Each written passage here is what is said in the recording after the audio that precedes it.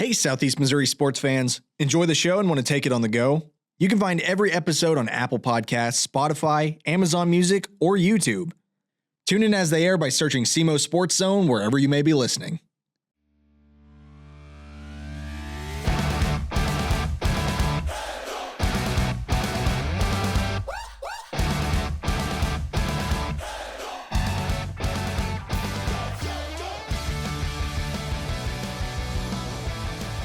Welcome to the SEMO Sports Zone presented by A-Corp Sports. I hope everybody's having a lovely Labor Day weekend. David, how are we doing today? Doing great. Football's back. Love it. Football's back. Week one in the books. What was your kind of gauge on the entire week? I thought the officials had their arms loosened up and were ready to throw some flags and a lot of flags. And first game, you're going to have a lot of penalties and a lot of cramps. And getting back in the swing of things. And that's kind of what we saw. But we saw some kind of what we expected in some things, and other things kind of some surprises. We've had some unfortunate injuries. We've had just football's here, and you kind of have a little bit of everything. And I'm just week one's in the books, and I'm already looking forward to week two. Do you think this first week initially has cleared up any doubts in your mind about where the season was going? I mean, Jackson's good. We knew that. Jackson's good. But as far as everybody else, no, there's nothing that's cleared up. I think that there's going to be a lot of parity this year. We talked about it last episode that, we knew last year there was going to be 3 or 4 really good teams. This year we know there's going to be one, and then everybody else is kind of fighting for those other spots. Right. So, yeah, I think, other than that, I think that, that still remains. I don't think this week has cleared up any confusion on where teams are going to lie either, just because of quality of opponents, things like that. It's just hard to gauge. And like you said, for Jackson, we know they're good. They played a very good opponent.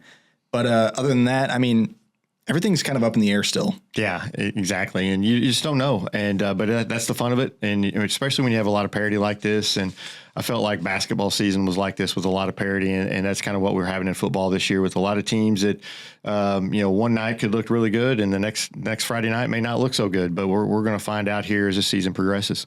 Well, let's just go ahead and get into Friday's scores. First up on the listing, I've got Porterville at Kennett, 12-37. I picked Kennett to win this game, and they came out and did what I thought they were going to do. Coach Wyatt had them well prepared. Ty Jones is a really good quarterback. He can make some things happen. He had a really, really nice game. Whenever things break down, he's able to make something happen there. And that was, they were able to do that. Portersville returned the opening kickoff for a touchdown, and it looked like, Portersville was going to have some, was going to roll, but they just kind of struggled offensively the rest of the night. And, Kennett did a really nice job defensively with, Coach Collier's down there. He was at Sykes last year. He's down there this year, and with Wyatt and those two, coached together for a long time at Malden and put together some really good teams. And it looks like they're putting together another one here. And, I think Kennett's going to be a tough out this year for a lot of teams. And correct me if I'm wrong, this has broken a 15 loss streak. Yeah, they lost 15 in a row going in, and so it's good for Kennett, good for those kids. Those kids that are going to that gives them confidence, coming in, and Kennett doesn't have the easiest of schedules, so that gives them some confidence and kind of propels them. I don't necessarily think that Kennett's still going to be maybe a district title winner this year, but they're going to be so much improved. And then you start looking down the road at the next couple of years, and Kennett's going to be a force. Well, we talk about culture setting. And I think this is a good game for Kennett to start doing that. Porterville is a tough opponent for a lot of people. And, for Kennett to come out, get hit in the mouth, and then rally back immediately, I think that's a strong win for them.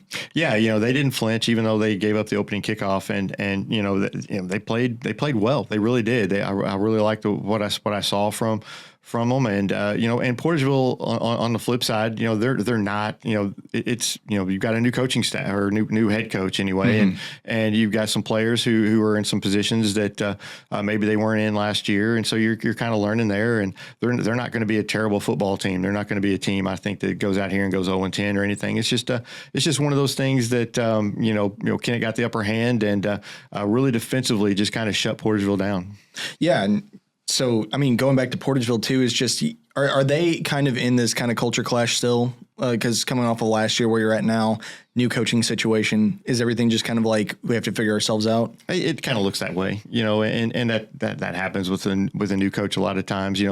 Coach Wyatt at Kennedy is kind of in those fortunate situations. He's been there before, and so he can kind of slip in maybe a little bit easier and kind of get things the way he wants it a little bit quicker than maybe Coach Bidwell, who's first ever head football coaching job, so it's just going to be an adjustment down there for Portersville, but they've got some players, and they've got some kids that are used to winning on the baseball diamond and stuff and sometimes that'll transfer over, and I think Portersville is going to be just fine. Moving on to the second game, I've got Kelly at Charleston, 14-22. Charleston's defense played really well in this one. They this was a really good football game, and their defense played really well, a little bit better than maybe what I thought it was going to look. I thought their offense was going to be a little more explosive, but they look like a solid football team. They don't look like they're in midseason form yet. Obviously, a lot of penalties, a lot of early mistakes, but their defense looked really good. And they have a football team they've got some weapons with Trenez Lane and some other guys. Kimball had 105 yards rushing. Quarterback looks pretty good. So I think they're going to be good. Kelly, on the other hand, I think, Kelly's got they're a little bit better than what I thought they were going to be. Mm-hmm. They've got their quarterback out, did a nice job. Tyson Carr, the receiver, the receiver, he caught a couple of big passes, a touchdown. And he's somebody who's got some speed that can open up the running game for them. And that's going to help them. So I was kind of, like I said, Kelly's a little bit better than what I thought they were going to be. It's just a really good football game and two solid teams. Yeah, I think that's kind of the best thing for this game is that it's two solid teams, because we're kind of coming into this with like a question mark on both of them. Mm. We kind of thought Charleston was going to be decent at least, but Kelly was the biggest question mark for me. Yeah, they replace a lot, and but they have the younger guys like Carr and Yount stepping up here, and they're always going to Kelly's always going to have a pretty good running game, but for them to be able to throw the ball a little bit, relieve some of that pressure on the running game, they're just a solid football team, and they're not going to sit out here and probably not going to win a district title, but they're going to be a team that's going to be another team that's going to be a tough out this year, and they're very physical, and they're going to be a team that's going to be tough to play. Moving on, we've got Saxony Lutheran at Veritas Christian, 54-18. Yeah, Saxony looked pretty good for their first ever varsity game. McDowell looked good at quarterback. They're very balanced. They were able to run the ball and throw the ball. They have. I tell you what, they have Evan Thompson. He forced 3 fumbles, just another sophomore. Which is crazy. Yeah, forced 3 fumbles, just and recovered one of them, and just a tough player. He's just a sophomore as well. He and McDowell are both sophomores. They have some good young talent there. They're going to be a team that's going to be a force to be reckoned with. Maybe even as soon as this year, but definitely in the next couple of years to come. But it was a great first win for them. That they've got to be excited, and then to turn around, and they're going to get to host a game on Thursday night at Houck Stadium while their field's getting ready. That's going to be a big thing for them. Yeah, you want to talk about just kind of stars in your eyes. I mean, coming out for your first game, winning the way you did, I mean, that's got to set a tone for your whole program. Yeah, there's got to be a lot of energy there with that team, and like I said, they've got some good coaches, some good young talent, and whenever that could be a sleeping giant there that's finally kind of starting to awake, because private school up there, and there's a lot of football talent up in that Cape Jackson area, so. You like to think that they're going to have some good teams here in the next few years, and they're just going to continue to get better. Yeah, definitely. I mean, if they start putting people on notice already in their first year, these next few years are going to be pretty insane for them. Yeah, absolutely. And then moving on, we've got Malden and Dexter, 0-61. Yeah, I was at this game, and it was over early. Dexter just did what they needed to do. A lot of penalties in this game. Just sloppy on both ends. A lot of stuff that first game things you got to clean up. But Dexter looked good. They They ran the ball real well. Geatley looked pretty good at quarterback. He doesn't throw like a real strong ball, but he's very accurate. And so sometimes that's what's important, right? And that's you're just kind of a bus driver. Make sure you're on time, and that's kind of his. I think going to be his role because you've got such good running backs in Turnbow and Wernick and guys that can break the big one at any time. And Dexter showed some big playability with their running backs, and I think it's just going to be their defense looked really good. Malden, they're struggling, and they're continuing to struggle a little bit, but Dexter, from what I saw, they look pretty good. Yeah, well, I think the difference at this point is just Dexter coming from success, reloading, bringing it back. Malden got athletic talent. You just have to harness it. Yeah, and they're trying to kind of a 2 quarterback at the same time system. Lamar, a lot of people around here might remember that. Lamar, you ran that against Malden, as a matter of fact, in some state championship game and a state semifinal game, and it looked like they're trying a little bit of that. But I think they're just trying. Malden's still just trying to find themselves and trying to figure out what works best for them, and it's just a work in progress. And you're just going to have to continue to build. But they do have some athletic talent on that field. Zion Bell, boy, he looks the part walking out there. He is a big individual and is a good player, all-stater, and so he's a good player. But you got to just find find what works and run with it. And I think they're still trying to figure that out. And then next up, I've got Sikeston at Crystal City, 70-6. It's kind of the exact same thing with the Dexter game. We said last week Sikeston needs to come out and just take care of business early, and they did that. Oh, yeah. Put up a bunch of points. I think it was 56-0 at half, and that's good for them. That's what they needed to do. Pierce Baker looked good. Atkins looked good. I mean, really, Holcomb, everybody looked good that you were kind of wondering about, and their line did a great job. You're playing Crystal City. It's a Class 1 school it's kind of struggling right now, but at the same time, you did exactly what you needed to do. There's some energy in the program, and I think you're in a really, really good place right now if you're Sikeston. Yeah, I mean, how do you think that it translates? That we kind of mentioned is like everybody Sikeston wants everybody to drink the Kool-Aid at this point. Do you think that's starting to translate? I would think so. I mean, again, there's a lot of energy within the program that there's not been in a while. And, so you get this big win in week 1 and you win, huge and sets the tone. And exactly set the tone. Now you come in and you're going to play a Dexter team that is kind of exactly the same. And so you have a chance to win, and really it's kind of a statement game coming up for both teams, I think, on Friday night. So I think that's a big thing. But if you're Sykes, I think you're coming in with a little more confidence than you had in the last few years. Sure, I can see that. For the coaching staff too, you got to think like this is a big win for them too. Kind of translate all that hard work they put in over the summer. So yeah, absolutely. Moving forward, we've got Hayti at Lighthouse Senior High, 44-21. Yeah, honestly, I didn't see much of this game, but Hayti, it's kind of what we thought. Hayti would go in and take care of business, and it looks like they did. Again, I don't know who plays for Lighthouse. They could have a bunch of NFL guys, or they could have a bunch of kids that have never seen a football before. I don't know. So I don't know what to really take from this game. Yeah, I don't know really what to take for this, but I just think that Hayti is going to be good, and so we'll start to find out a little bit more about Hayti coming up this week.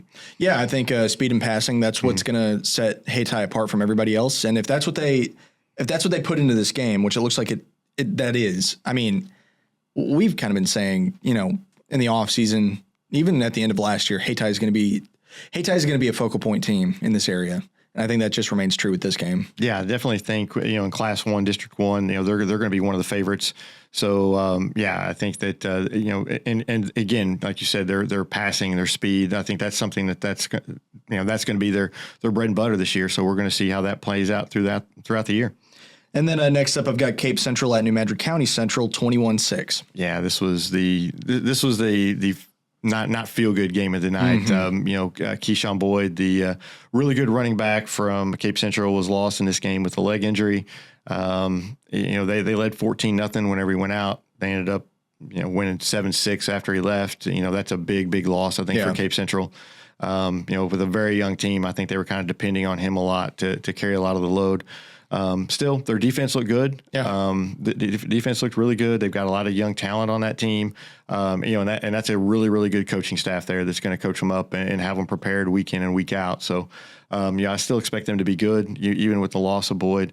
And then New Madrid, on the other hand, they didn't look bad. They struggled to score against that Cape Central defense, but a year ago they just got completely blown out by this Cape Central team. They hung in there in this game, and they just couldn't really find any offense. But their defense looks pretty good. That's what I was going to say. Yeah, defense looks good. Judging off the score, you kind of think this is more of a blowout game, but at the same time, it's only 21-6. It could have been so much worse. But I think that's New Madrid's corrections that they're making defense-wise. Yeah, I think once they find some offense, and you can kind of see flashes of it, they're starting to throw the ball downfield. That's this forward pass concept's a very novel thing in this area. So, if you can get it to work, you can get it to work. Yeah, and they've got some speed at the receiver position that if they can get the ball to them, that they can. There's some big things that can happen there. And then, of course, they have Charlie Rosano in the running game. They're going to score. They're going to find ways to score. The Cape Central just has a really good defense, but at the same time, I was really impressed with New Madrid's defense. That's kind of what the takeaway I came away. They hit hard. They're physical. And, it's something that, I don't know, just they're in the right place all the time, but their linebackers, the way they hit and everything, that was just something that I've not seen for a while, the hitting the way they've done. And I was just really impressed with their defense. Moving on, we've got Crothersville at St. Pius, 33-25. Yeah, this was a really good game. St. Pius is a little bit better than what I thought they were, and Crothersville is maybe not as good as what I thought they were. But Crothersville, Bryant looks good. He ran for over 100 yards. We knew that. The offensive line, I think, is going to need to improve a little bit. But again, Crothersville, played a pretty good St. Pius team. And I think Crothersville is going to be just fine. I think they've got a lot of guys who are in positions. They were backups last year, so this is kind of their first introduction to the Friday Night Lights, as you say. And I think they're a team that's going to get better as the year goes along because again, another good coaching staff there, and they'll get them coached up. And again, this was a good St. Pius team, so very very good win for them, and a good way to start the year. Well, you got to figure too for Crothersville losing as much as they did. Do you think this is a good opportunity game for Coach G to kind of see like, okay, here's what I got. Here's what I got to work with. Oh, absolutely. And you kind of get to see what you because the jamborees are what the jamborees are. Sure. Most teams are going to run 4 or 5 plays. They're not going to show too much. It's just it's just feeling each other out. Right. But your first game is when you really kind of find out a lot about you. And I think Crothersville found out a lot. They were in a dogfight and they were able to pull the game out and win it. That's a big thing in itself. And you find out guys that can make the plays that you can depend on, and I think that's something that Crothersville is looking at right now. And because when you lose a guy like Alexander and you depended on him for so much, you got to find those other guys to fill the role, and it's not going to be just one guy. Right. You got to have multiple guys do what he did, and I think that's what you're doing. You're just finding those guys that you can trust. Yeah, I think adversity games at the start, especially ones that you win, I think those are probably the best thing for your team. Absolutely. Moving on, we've got Piggott at Doniphan, 36-46. I tell you what, Doniphan, they may not be a great football team, but number one, they are much better, much, much better than what they were a couple years ago. Mm-hmm. This product on the field is much better. And at the same time, the score was really not as close as it was. I think at one point, Doniphan was up 32-8. But they have a receiver named Jacob Putman. Jacob Putman. He's fast. This kid is fast. He caught touchdown passes. He got 4 touchdown passes, 30, 61, 39, and 66 yards. And they're just throwing it up, and he's just outrunning the coverage. And he is super fast. Their quarterback, Alex Jones, a sophomore, threw for 6 touchdowns. They looked really good. As far as what they have in the past. Now I don't, this is still a team that's rebuilding, and it's a team that's they're going to be scored on. I think their defense they don't have a ton of players, but at the same time they look really good. They've got a good offense, the passing offense. They can run a little bit. I was very surprised with what I saw from them, and I think this is a good thing for Doniphan. Oh, absolutely. I think it's good for the area too. Yeah, absolutely. It's just you need more teams, and a team that's coming off of just hard up times. You're seeing that with a lot of places, hard up times, but a team that's like rallying back And, you know, kind of making a statement with their first game of the season. I think that's great to see. Yeah, and just to see Donovan have some success, especially early in the year. And I know Pickett didn't win a game last year, but at the same time, you know, Donovan struggled too. It's not like they're a Dexter coming in there who's just coming off a state quarterfinal run. No, I mean they didn't even have a varsity team last year. They'd struggled a couple years, but several years before that, ever since they rebooted the program. I think maybe 2 or 3 wins is the most they've had. I'm like, so to come out and get it look like this, have an offensive performance where you score 46 points in your first game. And, I think that's just a huge, boost. You talk about confidence for your team and some energy in your program. I think that's exactly what Donovan needed. Absolutely. Moving on, we've got East Prairie at Scott City, 8-49. Yeah, Scott City, boy, they had good balance, started strong. Underwood, good, Jackson Gloth, good. I mean, everything we thought they were going to be where they were. Do you think Scott City just needed Chaffee to be a team of destiny? I don't know. It certainly helped them on the line. I think it really helped them, just kind of fill in some pieces that maybe they didn't have. Now, at the same time, you get moved up to Class 3. Yeah. So that's going to be a little more difficult. But at the same time, it definitely did not hurt them by the Chaffee kids. So they're a much better. They look like a much better team than they were last year. On the same token, East Prairie is not the same team they were last year, and we knew that. Mm-hmm. And we knew they're going to be young. It's a rebuilding year for them. So yeah, I mean, East Prairie is just, they're going to take some lumps, but, I think this is a growing year for them, and they're going to be fine long run. I think this is just one of those years where you got a lot of young players and you're just going to have to take your lumps. Yeah, which is, it's tough. It's tough having a year like that for any team. I trust in Ian Penrod, though. Oh, yeah. I think, give it a couple years, find your system, and, build that athleticism back up. I think East Prairie is just going to be fine at that point. Yeah, I don't have any worries about East Prairie. I think that, again, you're just kind of depending on a lot of freshmen and sophomores right now who haven't really played at this level. And, some freshmen typically are not mature enough, sure, when you're playing up against seniors and stuff. And Jackson's a very strong physical team. And so this is going to be probably one of East Prairie's tougher games of the year, right off the bat. So, but yeah, I think that, they're young, but Coach Penrod will have them going. And then moving on, final game on my list, unless I've missed one. I've got Cardinal Ritter at Jackson, 20-23. Was this a good game? Oh, this was a great game. Yeah. My gosh. Yeah, this was one of those where I thought Jackson came in very prepared. Yes. I think they were, they have a very good team. We talked about their line play was going to be good, and they kind of relied on that. They made some big plays with Jalen Hampton, a very good running back. And of course, and then their quarterback, Drew Parsons, is probably the best quarterback in the area. Very good, can run, can throw. Accurate, and can take a hit. Yeah. You don't want him to take too many though. No. But at the same time, yeah, he can take a hit. They're a very solid football team. And, Cardinal Ritter came in and maybe weren't as prepared as Jackson was, but Jackson, man, they looked the part and looked good. Yeah. I don't have the number off the top of my head, but setting the tone early, Cardinal Ritter had so many penalties in that first quarter. And I think that really hindered them a lot. But man, Jackson's defense, I think that's what really sold it for Jackson too. And there were times where I thought Cardinal Ritter was going to, turn around and win this game. And obviously score reflects that 20-23. It was as close as it could be at that point. But, Jackson just really pulled it out. Yeah, I thought they dominated the line of scrimmage. And when you dominate the line of scrimmage, it's really tough, if you're Cardinal Ritter, to find those lanes. And, they were trying to get outside and use their speed. But, it's tough whenever, the line kind of breaks down real quickly. And Jackson had a great game plan. They knew what they were, they knew what they needed to do, and probably outmanned athletically. But at the same time, I think that just a very nice job by Jackson on controlling that line of scrimmage and not allowing those big plays. Yeah, and especially when Cardinal Ritter started to throw the ball instead, double coverage every single time. Just really broke up all those passes, where I do think Jackson did struggle with special teams. Kickoff returns, punting, things like that, they got cooked every single time. And I think that's the biggest thing you need to work on. Yeah, definitely need to work on some special teams. But again, that's why, and they're probably not going to face a team not, maybe in the next 2 weeks, but after that, you're probably not going to face a team till after districts is going to have the talent that Cardinal Ritter has, on those special teams as well. So that probably played a lot into it as well. But yeah, just kick the ball out of bounds. Just kick it out of bounds.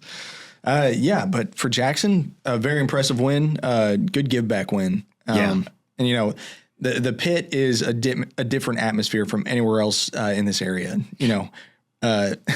Towels to wave, things like that. You don't see that everywhere. So it's great. They're coordinated. It's loud, and it's a fun atmosphere, fun place to be. Do you want to talk about district assignments? Anything we might want to take note of for changes? There's not a ton of changes, I think, this year. I think, Class 2, District 2, or Class 2, District 1, excuse me, you add St. Vincent. They come up from Class 1, and you have Jefferson in there. So Crothersville and New Madrid, they're kind of, I would think, would be the kind of two favorites. Well, now I think you got to throw in, Jefferson, St. Pius, who played Crothersville tough, and maybe a St. Vincent. So, I mean, that's kind of a tough district, in my opinion, that Class 2, District 1. Who do you think is the most competitive class? Around here, I think that's probably Class 2, District 1. But, you look at Class 1, District 1, you've got Charleston, Hayti, in Saxony. Who knows? Saxony may kind of make some noise in there, and Portersville, you can't count them out as well. So those are some teams there. And Class 3, District 1 with Dexter. St. Genevieve. I feel bad for St. Genevieve because you put Potosi and Park Hills Central in Class 3, District 1, but then St. Genevieve and St. Genevieve Valley, which seem to be a little closer distance-wise to me, get moved up to St. Louis district to play Lift for Life in that one. So that's tough, but I think that's going to be a competitive district with Dexter, Park Hills Central, Scott City. They're going to make a play in that, and who knows, maybe Kennett sneaks in there as well. So that's going to be 3 or 4 schools there that I think have a chance to win that district title there. And I think for Kennett and Scott City, you're seeing two teams that have really, we're only judging off of week 1, right, but have shaped up a bit more, and to add that competitive nature to this class, I think that's good. I feel like Dexter got off not a little easy last year, but their opponents in Class 3, I don't think we're up to snuff in a lot of places. Yeah, St. Genevieve is one of those teams who came on late last year with some younger talent, and I think that And again, Park Hills Central was kind of down from the year before, so you're right there. But Park Hills Central will be good again this year. Yeah. They're going to be good, and I really think Dexter's going to be good, and so but I think Scott City if they can stay healthy, I think they're going to be having the ability to make some noise in that district for sure. All right, upcoming games. First off, I got Portersville at Hayti. I'm going to go Hayti. I think that their passing game, their speed is going to pose a big problem for Portersville. I'll be anxious to see how Portersville matches up. Again, this is a Class 1 District 1, two Class 1 District 1 teams, so it'll be interesting to see how they match up. But I'm going to take Hayti in this one. I think Hayti, just continues to improve over last year with was their kind of the resurgence, and I think Hayti is going to be good. Yeah, I think this is going to be our first look at Hayti on Hayti's own field. Porterville's coming off of a loss. Hayti's coming off a win.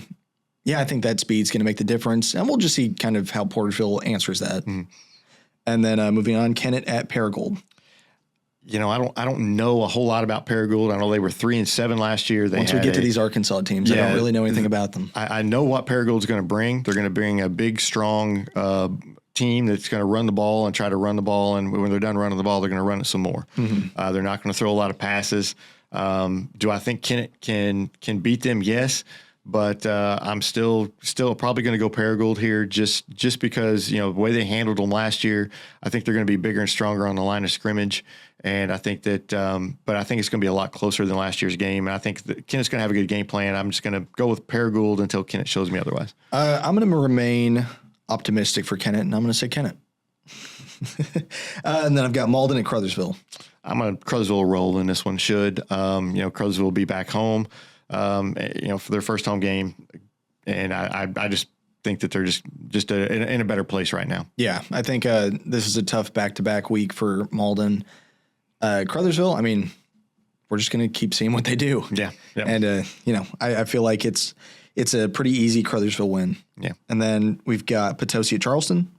I think this is going to be a pretty tough game. I think Charleston at home again.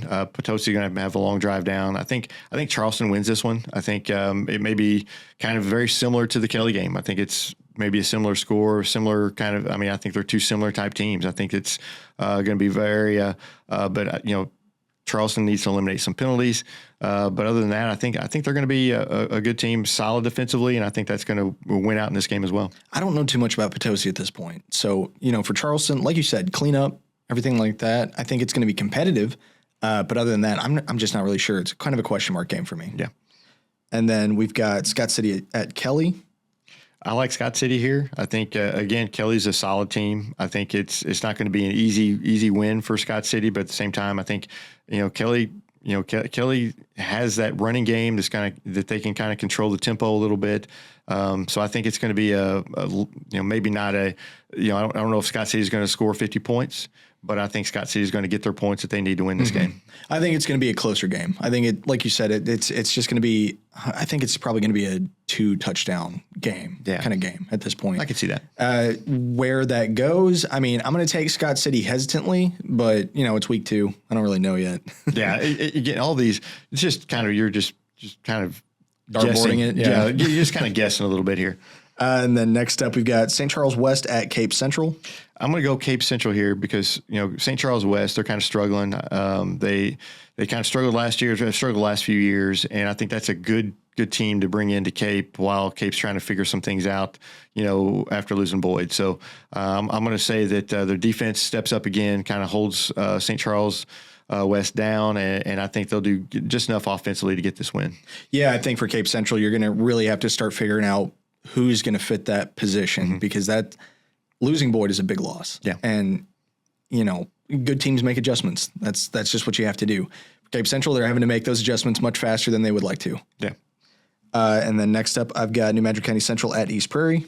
I'm going to say New Madrid County Central figures some things out offensively in this game. And again, we talked about East Prairie kind of with the low numbers, the young team. I think New Madrid kind of can take advantage of that and use their speed. And I think New Madrid County Central wins this game. What adjustments has New Madrid made from last year that you think that they're better right now? I feel like defensively they're just tougher. They're just a little more physical, a little tougher. And then offensively, I think they'll get that figured out. But I think for me, the biggest thing is just looking at their defense, just the toughness and the hard hitting. They were. When they played Cape Central last year, they were completely outmatched. And, for a lot of these guys, it's another year older, a little bit stronger. And they have some good young talent, some good young athletes there. And I think that's a big, big benefit. But I just like this. What I saw of the game, I just like the physicality I saw from that New Madrid defense. Yeah, I can see that. And then we've got Louisville Ballard at Jackson. I don't know a ton about Louisville Ballard. I know they were like 6-7 last year. They lost their first game to a really good Louisville male team, but I'm going to take Jackson. I'm going to go with hometown kids and hope that this Louisville Ballard isn't some nationally known team or something that we don't know about. But I'm going to take Jackson. I think they're going to be prepared. I think they're going to be ready to go. Is Jackson? Is this 3 home games in a row? I think it's 2. I don't know about next week at Edwardsville, but I don't know if that's a home game or away game. But take advantage of this home game for sure. Mm-hmm. Well, I think that's going to be. I mean, having seen it in person, I think that home game environment. I think that really sets a pace for Jackson. Oh yeah, especially with these teams coming in now. It's not Texas. We're not not in some of those huge stadiums there, but for around here, it's an experience, and it's just a very good home field advantage. And so I don't know what kind of teams what this Ballard team's used to seeing over there, but it's going to be loud, and that they're going to be fired up and ready to go. So it'll it's definitely going to benefit Jackson. Yeah, and I mean if you haven't been there. And I don't know if it's like this every game, but it was standing room only. Yeah. For a football game. I'm used to that for basketball. I'm not used to that for football. I'm not used to seeing just endless faces in the crowd. So, I mean, for teams coming in, it's probably a little intimidating.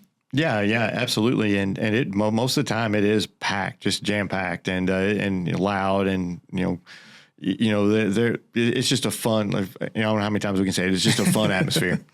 And then next up, this is going to be on A Corp Sports on Thursday. Donovan at Saxony Lutheran. This is kind of going to be an exciting game.